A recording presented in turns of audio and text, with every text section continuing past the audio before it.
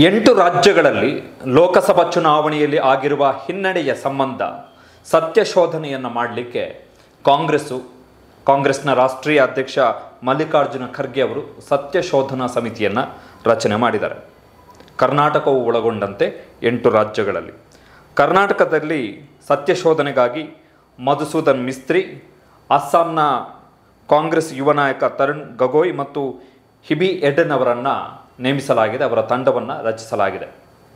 ಮಧ್ಯಪ್ರದೇಶದಲ್ಲಿ ಮಹಾರಾಷ್ಟ್ರದ ಮಾಜಿ ಮುಖ್ಯಮಂತ್ರಿ ಪೃಥ್ವಿರಾಜ್ ಚವ್ಹಾಣ್, ಸಪ್ತಗಿರಿ ಉಲಾಕಾ ಮತ್ತು ಜಿಗ್ನೇಶ್ ಮೇವಾನಿ ಅವರ ತಂಡವನ್ನು ರಚನೆ ಮಾಡಲಾಗಿದೆ.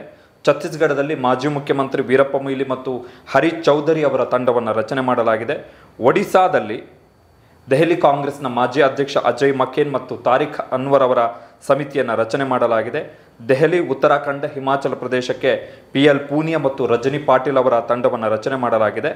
PJ ಕುರಿಯನ್, ರಕಿಬುಲ್ ಹುಸೈನ್ ಮತ್ತು ಪರ್ಗಾತ್ ಸಿಂಗ್ ಅವರ ತಂಡವನ್ನು ತೆಲಂಗಾಣಕ್ಕೆ ಕಳುಹಿಸಿಕೊಡಲಿಕ್ಕೆ ತೀರ್ಮಾನವನ್ನು ಕೈಗೊಂಡಿದೆ ಕಾಂಗ್ರೆಸ್. ಸತ್ಯ ಶೋಧನೆ. ಲೋಕಸಭಾ ಚುನಾವಣೆಯಲ್ಲಿ ನಿರೀಕ್ಷಿತ ಪ್ರಮಾಣದಲ್ಲಿ ಫಲಿತಾಂಶ ಬಂದಿಲ್ಲ ಎನ್ನುವ ಕಾರಣಕ್ಕೋಸ್ಕರ ಸತ್ಯ ಶೋಧನೆಯನ್ನು ಮಾಡಲಿಕ್ಕೆ ಕಾಂಗ್ರೆಸ್ ಈ ಸಮಿತಿಯನ್ನು ರಚನೆ ಮಾಡಿರುವಂಥದ್ದು. ಕರ್ನಾಟಕದಲ್ಲಿ ಕಾಂಗ್ರೆಸ್ ಡಬಲ್ ಡಿಜಿಟನ್ನು ಕ್ರಾಸ್ ಮಾಡಿಲ್ಲ, ಸಿಂಗಲ್ ಡಿಜಿಟ್, ಕೇವಲ 9 ಸೀಟುಗಳನ್ನು ಗೆದ್ದಿದೆ. 2019ರ ಫಲಿತಾಂಶಕ್ಕೆ ಹೋಲಿಕೆ ಮಾಡಿದ್ರೆ 8 ಸೀಟುಗಳು ಪ್ಲಸ್ ಆಗಿದೆ, ವೋಟ್ ಶೇರ್ ಜಾಸ್ತಿ ಆಗಿದೆ. ಆದರೆ ಮುಖ್ಯಮಂತ್ರಿ ಸಿದ್ದರಾಮಯ್ಯ ಮತ್ತು KPCC ಅಧ್ಯಕ್ಷರು ಆಗಿರುವಂತಹ ಉಪಮುಖ್ಯಮಂತ್ರಿ DK ಶಿವಕುಮಾರ್ ಅವರು ನಮಗೆ ಕರ್ನಾಟಕದಲ್ಲಿ ಮಿನಿಮಮ್ 15 ಲೋಕಸಭಾ ಕ್ಷೇತ್ರಗಳಲ್ಲಿ ಗೆಲ್ತೀವಿ ಅಂತ ಹೇಳಿದರು. ಜೂನ್ 1ರಂದು ಕಡೆಯ ಹಂತದ ಮತದಾನ ಮುಗಿದ ಬಳಿಕ, ಎಕ್ಸಿಟ್ ಪೋಲ್ ಪ್ರಕಟ ಆದ ಬಳಿಕ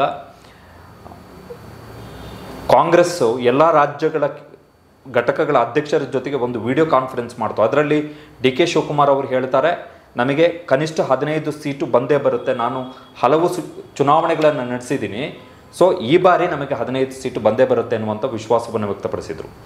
ಸಿದ್ದರಾಮಯ್ಯನವರು ಕೂಡ ನಮಗೆ ಕನಿಷ್ಠ 20 ಸೀಟು ಬರುತ್ತೆ ಎನ್ನುವಂತಹ ವಿಶ್ವಾಸವನ್ನು ವ್ಯಕ್ತಪಡಿಸಿದರು. ಆದರೆ ಕರ್ನಾಟಕದಲ್ಲಿ ಕಾಂಗ್ರೆಸ್ಸು ಡಬಲ್ ಡಿಜಿಟನ್ನು ಕ್ರಾಸ್ ಮಾಡಲಿಕ್ಕೆ ಸಾಧ್ಯ ಆಗಲಿಲ್ಲ. ಗ್ಯಾರಂಟಿ ಯೋಜನೆಗಳ ಹೊರತಾಗಿಯೂ ಕೂಡ ಯಾಕೆ ಸಾಧ್ಯ ಆಗಲಿಲ್ಲ? ಸಂಘಟನಾತ್ಮಕವಾಗಿ ಕರ್ನಾಟಕದಲ್ಲಿ ಕಾಂಗ್ರೆಸ್ ಬಲಿಷ್ಠವಾಗಿದೆ. ಮುಖ್ಯಮಂತ್ರಿ ಸಿದ್ದರಾಮಯ್ಯನವರ ಜನಪ್ರಿಯತೆ ಇದೆ, ಮಲ್ಲಿಕಾರ್ಜುನ ಖರ್ಗೆ ಅವರ ಜನಪ್ರಿಯತೆ ಇದೆ. ಆದಾಗ್ಯೂ ಕೂಡ ಯಾಕೆ ಕರ್ನಾಟಕದಲ್ಲಿ ಕಾಂಗ್ರೆಸ್ ಡಬಲ್ ಡಿಜಿಟನ್ನು ಕ್ರಾಸ್ ಮಾಡಲಿಲ್ಲ ಎನ್ನುವಂತಹ ಸತ್ಯಶೋಧನೆಯನ್ನು ಈಗ ಕಾಂಗ್ರೆಸ್ನ ಸತ್ಯಶೋಧನಾ ಸಮಿತಿ ಮಾಡಲಿಕ್ಕಿದೆ. ಮಧುಸೂದನ್ ಮಿಸ್ತ್ರಿ ಅವರು ಈ ಹಿಂದೆ ಕರ್ನಾಟಕದಲ್ಲಿ ಕಾಂಗ್ರೆಸ್ನ ಉಸ್ತುವಾರಿಯಾಗಿದ್ದಂಥವರು. ಹೀಗಾಗಿ ಅವರಿಗೆ ಕರ್ನಾಟಕದ ಕಾಂಗ್ರೆಸ್ನ ಆಗು ಹೋಗುಗಳ ಬಗ್ಗೆ ತುಂಬ ಚೆನ್ನಾಗಿ ಮಾಹಿತಿ ಇರುತ್ತೆ, ಅರಿವಿದೆ ಅದರ ಬಗ್ಗೆ. ಅದ್ರ ಜೊತೆಗೆ ಅಸ್ಸಾಂನ ಯುವ ನಾಯಕ ತರುಣ್ ಗೊಗೊಯ್ ಜೊತೆಗೆ ಹಿಬಿ ಎಡೆನ್ ಅವರನ್ನು ಈ ಸಮಿತಿಯಲ್ಲಿ ಕಳುಹಿಸಿಕೊಡಲಾಗಿದೆ. ಇನ್ನು ತೆಲಂಗಾಣದಲ್ಲಿ 17 ಲೋಕಸಭಾ ಕ್ಷೇತ್ರಗಳ ಪೈಕಿ ಕಾಂಗ್ರೆಸ್ ಗೆದ್ದಿದ್ದೇ 8, BJPಯು 8 ಗೆಲ್ತು. ತೆಲಂಗಾಣದಲ್ಲಿ 2 ಈಕ್ವಲ್ ನಂಬರ್, BJP ಮತ್ತು ಕಾಂಗ್ರೆಸ್ಸು. ತೆಲಂಗಾಣದಲ್ಲೂ ಕೂಡ ಗರಿಷ್ಠ ಸೀಟುಗಳನ್ನು ಗೆಲ್ಲುವ ನಿರೀಕ್ಷೆಯಲ್ಲಿತ್ತು ಕಾಂಗ್ರೆಸ್. ಕನಿಷ್ಠ 12 ಸೀಟನ್ನು ಗೆಲ್ತೀವಿ ಎನ್ನುವಂಥ ನಿರೀಕ್ಷೆಯಲ್ಲಿತ್ತು. ಕಾರಣ, ಮೊದಲ ಬಾರಿಗೆ ತೆಲಂಗಾಣದಲ್ಲಿ ಕಾಂಗ್ರೆಸ್ ಸರ್ಕಾರ ರಚನೆ ಮಾಡಿದೆ. ಎರಡನೆಯದ್ದು ಮುಖ್ಯಮಂತ್ರಿ ರೇವಂತ್ ರೆಡ್ಡಿ ಅವರ ಜನಪ್ರಿಯತೆ. ಮೂರನೆಯದ್ದು ಎಗೇನ್ ಅಲ್ಲೂ ಕೂಡ ಗ್ಯಾರಂಟಿ ಯೋಜನೆಗಳ ಅನುಕೂಲದಿಂದ ನಾವು ಕನಿಷ್ಠ 12 ಸೀಟುಗಳನ್ನು ಗೆಲ್ತೀವಿ ಎನ್ನುವಂಥ ನಿರೀಕ್ಷೆಯಲ್ಲಿ ಕಾಂಗ್ರೆಸ್ ಇತ್ತು. ಬಟ್ ಕಾಂಗ್ರೆಸ್ ಗೆದ್ದಿದ್ದಲ್ಲಿ 8 ಸೀಟು. ಕಳೆದ ವರ್ಷಕ್ಕಿಂತ ಜಾಸ್ತಿ ಆದರೂ ಕೂಡ ಈ ವರ್ಷ ಗೆದ್ದಿದ್ದು 8 ಸೀಟು. BJP ಕಳೆದ ವರ್ಷಕ್ಕಿಂತ ಜಾಸ್ತಿ ಸೀಟನ್ನು ಗೆಲ್ತು. BJP ಕೂಡ 8 ಸೀಟನ್ನು ಗೆಲ್ತು ತೆಲಂಗಾಣದಲ್ಲಿ. ಸೊ ಇದು ತೆಲಂಗಾಣದಲ್ಲೂ ಕೂಡ ಕಾಂಗ್ರೆಸ್ಗೆ ಆದಂತಹ ಮುಖಭಂಗ. ಇನ್ನು ಒಡಿಶಾದಲ್ಲಿ ಕನಿಷ್ಠ 2 ಸೀಟುಗಳನ್ನು ಗೆಲ್ತೀವಿ ಎನ್ನುವಂಥ ನಿರೀಕ್ಷೆಯಲ್ಲಿತ್ತು ಕಾಂಗ್ರೆಸ್. ಒಡಿಶಾದ 21 ಲೋಕಸಭಾ ಕ್ಷೇತ್ರದಲ್ಲಿ 1 ಸೀಟನ್ನು ಕೂಡ ಗೆದ್ದಿಲ್ಲ. ದೆಹಲಿಯಲ್ಲಿ ಆಮ್ ಆದ್ಮಿ ಪಕ್ಷದ ಜೊತೆಗಿನ ಮೈತ್ರಿಯ ಹೊರತಾಗಿಯೂ ಕೂಡ ದೆಹಲಿಯಲ್ಲಿ ಕಾಂಗ್ರೆಸ್ ಗೆಲ್ಲಿಲ್ಲ. ಕನ್ಹಯ್ಯಕುಮಾರ್ ಅವರು ಮನೋಜ್ ತಿವಾರಿ ಅವರ ವಿರುದ್ಧ ಗೆಲ್ತಾರೆ ಅಂತಿತ್ತು. ಆದರೆ ಕನ್ಹಯ್ಯಕುಮಾರ್ ಕೂಡ ಗೆಲ್ಲಲಿಲ್ಲ. ಯಾಕೆ ವಿಫಲ ಆಯಿತು? ಆಮ್ ಆದ್ಮಿ ಪಾರ್ಟಿ ಜೊತೆಗಿನ ಮೈತ್ರಿ ದೆಹಲಿಯಲ್ಲಿ ಯಾಕೆ ವಿಫಲ ಆಯಿತು? ಇದರ ಬಗ್ಗೆಯೂ ಕೂಡ ಸತ್ಯಶೋಧನೆಯನ್ನು ಮಾಡಲಿಕ್ಕಿದೆ. ಹಿಮಾಚಲ ಪ್ರದೇಶದಲ್ಲಿ ಎಗೇನ್ ಕಾಂಗ್ರೆಸ್ನ ಸರ್ಕಾರ ಇದೆ. ಅಲ್ಲೂ ಕೂಡ 2 ಸೀಟುಗಳನ್ನು ಕಾಂಗ್ರೆಸ್ ಕನಿಷ್ಠ 1ರಿಂದ 2 ಕ್ಷೇತ್ರಗಳಲ್ಲಿ ಗೆಲ್ಲಬಹುದು ಎನ್ನುವಂಥ ಲೆಕ್ಕಾಚಾರದಲ್ಲಿತ್ತು ಕಾಂಗ್ರೆಸ್. ವಿಶೇಷವಾಗಿ ಮಂಡಿ ಲೋಕಸಭಾ ಕ್ಷೇತ್ರ, ವಿಕ್ರಮಾದಿತ್ಯ ಸಿಂಗ್ ಅವರು ಕಂಟೆಸ್ಟ್ ಮಾಡಿದಂತಹ ಲೋಕಸಭಾ ಕ್ಷೇತ್ರ. ಬಟ್ 4ಕ್ಕೆ 4 ಕೂಡ ಕಾಂಗ್ರೆಸ್ ಕಳೆದುಕೊಳ್ತು. ಉತ್ತರಾಖಂಡ್ನಲ್ಲಿ ಈ ಬಾರಿಯೂ ಕೂಡ 5ಕ್ಕೆ 5 ಲೋಕಸಭಾ ಕ್ಷೇತ್ರದಲ್ಲಿ ಕಾಂಗ್ರೆಸ್ ಸೋಲನ್ನು ಅನುಭವಿಸಿತು. ಛತ್ತೀಸ್ಗಢದಲ್ಲಿ 11ರಲ್ಲಿ ಕೇವಲ 1 ಕ್ಷೇತ್ರವನ್ನು ಕಾಂಗ್ರೆಸ್ ಗೆಲ್ತು. ಸ್ವತಃ ಮಾಜಿ ಮುಖ್ಯಮಂತ್ರಿ ಭೂಪೇಶ್ ಬಘೇಲ್ ಅವರು ಕೂಡ ಲೋಕಸಭಾ ಚುನಾವಣೆಯಲ್ಲಿ ಸೋತರು. ಸೊ ಮುಖಭಂಗ ಕಾಂಗ್ರೆಸ್ಸಿಗೆ. ಇನ್ನು ಮಧ್ಯಪ್ರದೇಶದ ವಿಚಾರಕ್ಕೆ ಬಂದರೆ ಮಧ್ಯಪ್ರದೇಶದಲ್ಲಿ ಈ ಬಾರಿ ಎಗೇನ್ ನಗಣ್ಯ 0. 29 ಲೋಕಸಭಾ ಕ್ಷೇತ್ರಗಳನ್ನು BJP ಸ್ವೀಪ್ ಮಾಡಿತು. ಕಮಲ್ನಾಥ್ ಅವರ ಮಗ ನಕುಲ್ನಾಥ್ ಕೂಡ ಚಿಂದ್ವಾರ ಲೋಕಸಭಾ ಕ್ಷೇತ್ರದಲ್ಲಿ ಸೋತರು.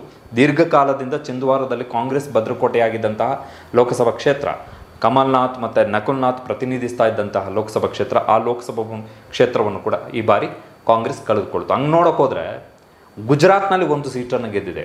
ಅಷ್ಟೆಲ್ಲ ಸಂಕಷ್ಟಗಳ ಮಧ್ಯೆಯೂ ಗುಜರಾತ್ನಲ್ಲಿ ಕಾಂಗ್ರೆಸ್ 1 ಸೀಟನ್ನು ಗೆದ್ದಿದೆ.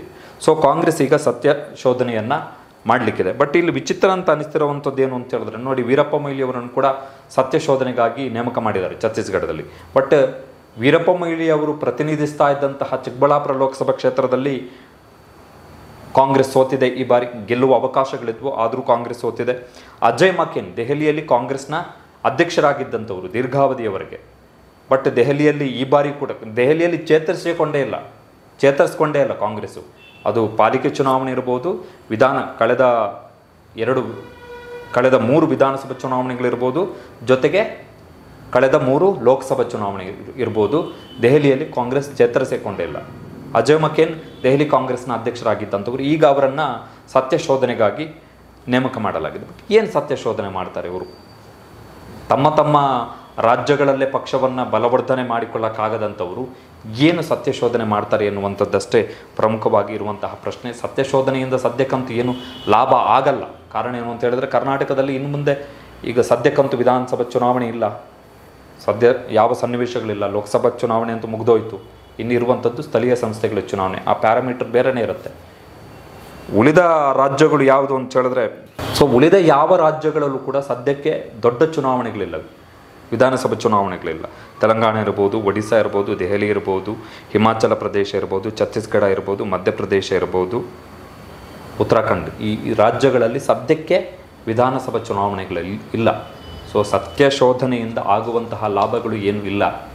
ಬಟ್ ಫ್ಯಾಕ್ಟ್ ಫೈಂಡಿಂಗ್ನ ಪ್ರಕಾರ ಒಂದು ವೇಳೆ ಕಾಂಗ್ರೆಸ್ ಏನಾದರೂ ವರ್ಕೌಟ್ ಮಾಡಿದ್ರೆ ನೆಕ್ಸ್ಟ್ ವಿಧಾನಸಭಾ ಚುನಾವಣೆಯ ವೇಳೆಗೆ ಕೆಲವೊಂದಿಷ್ಟು ಕ್ರಮಗಳನ್ನು ಕಾಂಗ್ರೆಸ್ ಅನುಸರಿಸಬೇಕಾಗತ್ತೆ. ಉದಾಹರಣೆಗೆ ಛತ್ತೀಸ್ಗಢದಲ್ಲಿ ಜನಪ್ರಿಯ ಮುಖ್ಯಮಂತ್ರಿ ಅಂತೇಳಿ ಬಿಂಬಿಸಿಕೊಂಡಿದ್ದಂತಹ ಭೂಪೇಶ್ ಬಘೇಲ್ ಅವರೇ ಲೋಕಸಭಾ ಚುನಾವಣೆಯಲ್ಲಿ ಸೋತರು ಅನ್ನೋದಾದರೆ ಯಾಕೆ ಸೋತರು ಎನ್ನುವಂತಹ ಪ್ರಶ್ನೆಗೆ ಭೂಪೇಶ್ ಬಘೇಲ್. ಸೊ ಅಲ್ಲಿ ನಾಯಕತ್ವ ಬದಲಾವಣೆಗಳಾಗ್ಬೋದು ಮುಂದಿನ ಲೋಕಸಭಾ ಚುನಾವಣೆಯ ಸಂದರ್ಭದಲ್ಲಿ.